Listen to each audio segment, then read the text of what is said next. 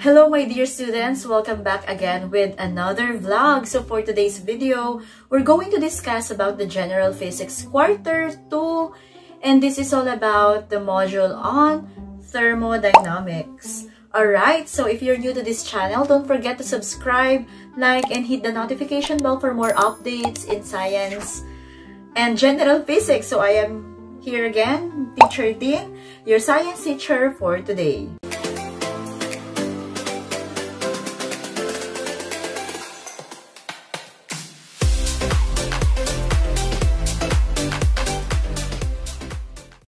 Again, welcome to General Physics 1, Quarter 2, and again, our topic is all about thermodynamics. So before we proceed with our discussion, so let us recognize first the lesson objectives of this topic. So it will help you recognize the applications of thermodynamics. So furthermore, you are expected to state the first law of thermodynamics. You will also identify the relationships among the internal energy, the work done, or the mechanical, and the thermal energy supplied. Another one is you will calculate the efficiency of heat engine.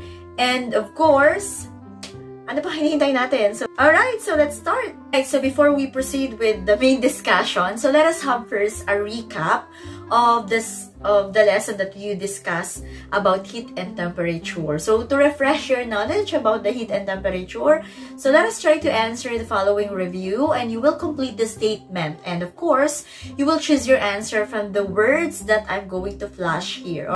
Number 1, naturally heat flows from hot to blank. Alright, correct. So that is from hot to cold. Number 2, objects blank when heated. Okay, correct. Objects expand when heated. Number 3, heat loss is equal to heat blank. Correct. That's gained. Number 4, the expansion of the object is the change in length and is directly proportional to the increase in blank. Okay, correct. That's temperature. And number 5, blank is a branch of physics that studies the heat and other forms of energy. The answer? Alright, thermodynamics. Alright, so did you know that the primitive people sleep with dogs depending on the temperature? When the temperature is low, so there are more dogs that were allowed to sleep with them. So, kumbaga, pag masyadong malamig, kasi, bakit nga ba? Kasi yung mga dogs, syempre, makakapal yung mga balahibo nila. So, it serves as their comfort, their blanket, yan. So, pag mababa ang temperature, there are more dogs allowed to sleep with. Whereas, kabaliktaran, when the temperature is a little bit high, so there are fewer dogs that are allowed to sleep with them. So, now, how does the number of dogs affect the body temperature of that ancient man? Alright. Syempre, sabi ko nga sa inyo, yung mga makakapal kasi yung mga, balahibo ng mga animals. So, nakakadagdag siya ng heat kapag malamig ang temperature. And of course, to balance the temperature, syempre kapag nilalamig ka, kailangan mo ng blanket. And since hindi pa naman uso ang mga blanket ng mga primitive days, so they're just using the dogs, right? O, diba? Ang ingay ng dog. Okay, so let's discuss the first law of thermodynamics. So actually, meron tayong 4 na law ng thermodynamics. The 0th law of thermodynamics, the first law, the second law, and the third law of thermodynamics. So let's discuss first the first law of thermodynamics. So a cooler object will increase its temperature when placed in contact with a more hot body. Totoo naman, di ba? Kapag yung mga bagay na malalamig, kapag, syempre, a cooler object will increase its temperature, so talagang tataas ang temperature naman niya kapag nilagay natin sa mga hot objects. So, always remember that the thermal energy of the hotter body is reduced and the thermal energy of the cooler body is increased. So, and always remember that the energy, yung energy ng mas mainit, okay na body, it will flows to the cooler body. Kaya nga, tandaan ninyo na ang pag-flow ng energy, lagi yung from hot to cold. Alright? So, hindi mo pwedeng sabihin na, kunwari, sa aircon, diba? So, lalabas yung aircon kapag doon nakabukas yung pinto. Okay? So, dapat, so, papasok ang init. Kaya kailangan nating saraduhan ng pinto kung nakabukas yung aircon kasi pwedeng pumasok yung init doon sa kwarto kaya hindi niya ma-attain yung equilibrium na tamang lamig niya. Alright, so always remember that the energy that flows from the body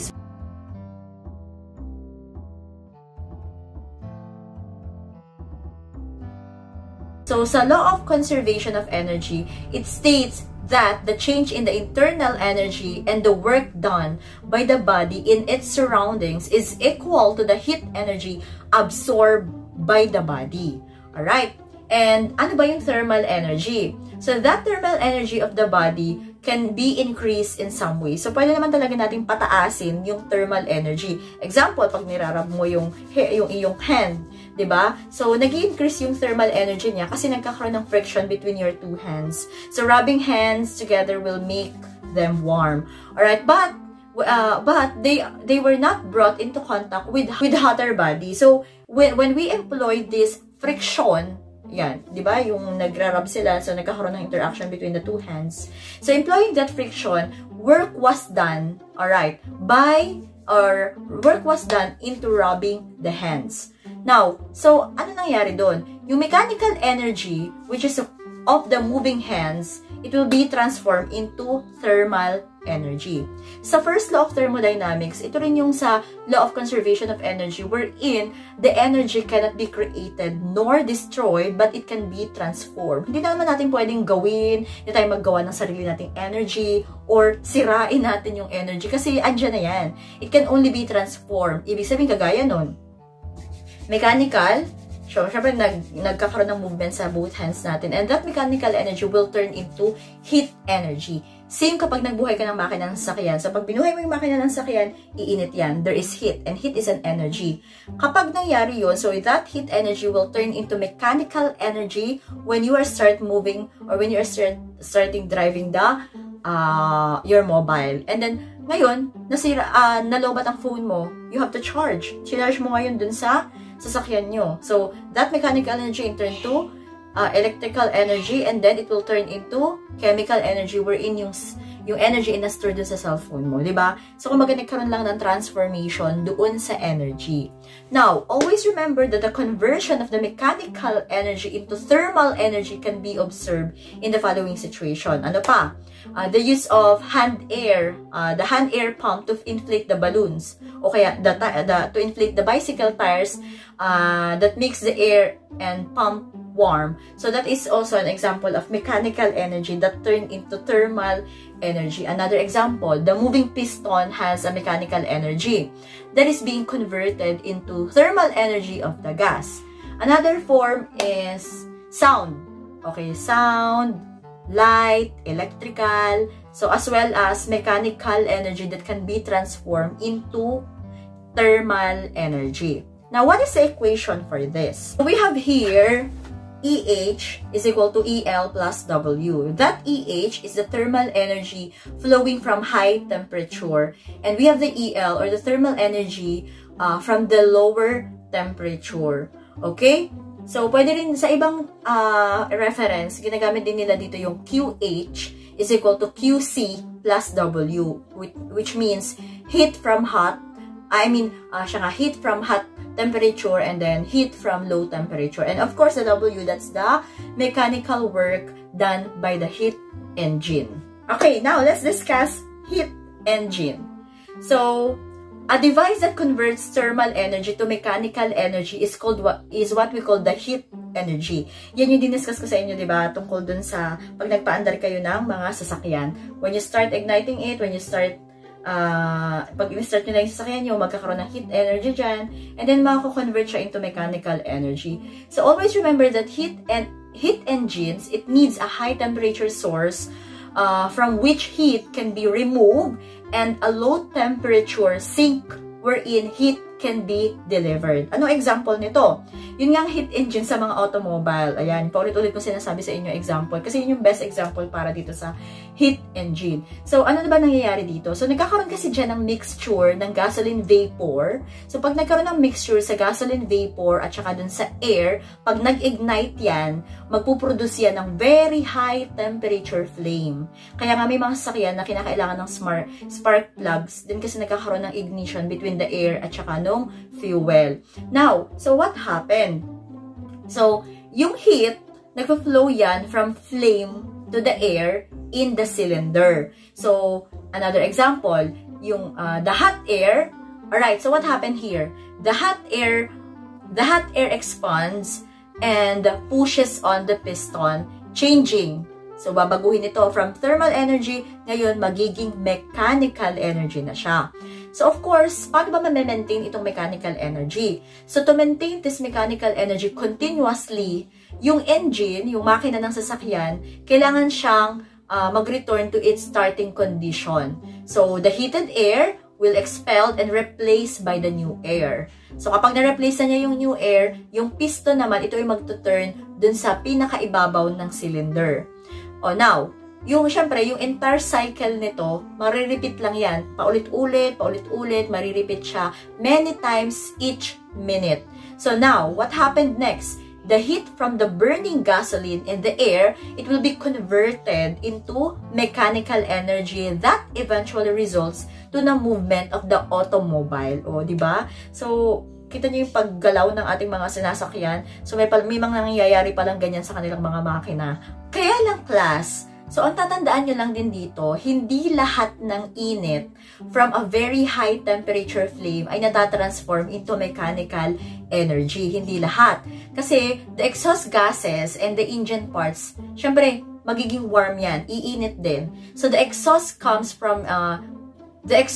in contact with outside air. So, transferring heat to it. So, what happened? The engine warmth is carried to the radiator. Ano yung radiator? Yung nasa unahan sa akin, nilalagyan ng tubig kapag nag-iinit na masyado. So, what happened? The outside air passes through that radiator. Yan. Kaya sa mga sasakyan yung class, diba yung sa may hood ng sasakyan? Kung mapapansin nyo, parang may butas yung pinakalabas nun. So, yung sasakyan, kahit yung sa kotse, diba? Yung sa pinakaunahan, may butas-butas doon. Kasi, kinakailangan na yung hangin sa labas, dapat yun po ay papases dun sa radiator para and to increase its temperature. So, hindi siya pwedeng hinaharangan yung hindi makakapasok dun yung hangin na galing sa labas. Kasi ang tendency niyan, baka mag-overheat. So, what happened? Okay, this heat transferred by the engine, ito yung tinatawag natin na waste heat. And all heat engines, lahat ng heat engines, nag-generate talaga yan ng waste heat. Alright? Note that in the automobile engine, the waste heat is at lower temperature than the heat of the gasoline flame. Mas mababa ang temperature ng waste heat kaysa dun sa heat na galing sa gasoline flame. So, in overall, the overall change in the total energy of the car air system is 0. Kaya naman, according sa dinadiscuss natin na first law of thermodynamics, yung heat, okay, the heat from the flame is equal to the sum of the mechanical energy produced and the waste heat expelled. Okay, next, let's discuss the heat engine efficiency. So, a measure of how well an engine operates in converting energy transferred by heat into work, and it is given by what we call the efficiency of the engine. So the measure of the useful energy taken out of the process with respect to the total energy that is put into the process is what we call efficiency. So, gaano ba kaayos, kagaling itong engine natin? Siyempre, our equation for this is efficiency equals work net over heat of the hot temperature. Or, pwede rin naman siyang QH minus QC, ibig sabihin, heat ng high temperature, okay, minus the heat of the cold temperature divided by the heat of the hot temperature. Or, pwede rin siyang efficiency is equal to 1 minus QC over QH. So, always remember yung efficiency, yung E, efficiency yon. Tapos, it is the net work done by the engine and then energy added to the engine heat. Okay, so let us try a problem solving here. So, find the efficiency of a gasoline engine that during one cycle receives 645 joule of energy from combustion and loses 185 joule by heat to the exhaust. Alright, so let us write the given here. So, what are the given? So, from that, we have here the QH, or the heat from hot temperature, so that is 645 joule. And we have heat from cold temperature, so that is 185 joule. Alright, next. Okay, so ano hinahanap natin? Efficiency. Okay, so to get the efficiency, so our required is efficiency, of course. And our equation, so efficiency is equals 1 minus, okay, we have QC, okay, over QH. So always remember, ito po ay naka absolute values. Ibig sabihin, regardless of the sign. Okay, now 1 equals, 1 minus QC is 185 joule divided by 645 joule. So we have 1 minus, so that is 0.2868. Actually, mahaba yan. So, pwede naman pag minus nyo, huwag nyo na lang putulin. So, 1 minus yung answer dyan. So, it will be, okay, wait lang. So, the efficiency will be 0.713. So, this will be the answer. Okay, so kung gusto nyo siyang 2 decimal point lang, so it will be 0.71. This is the end of our lesson about thermodynamics. So, abangan pa ang kasunod. So, may continuation pa to. Just leave your comment below if you want to discuss something na isasuggest nyo. Babasahin natin yan at pupusuan. So, if you have new suggestion, so just leave your comment below. This is me once again, Teacher Tin, your science teacher for today. So, if you're new to this channel, don't forget to subscribe, like, and hit the notification bell for more updates in science and general physics. Bye!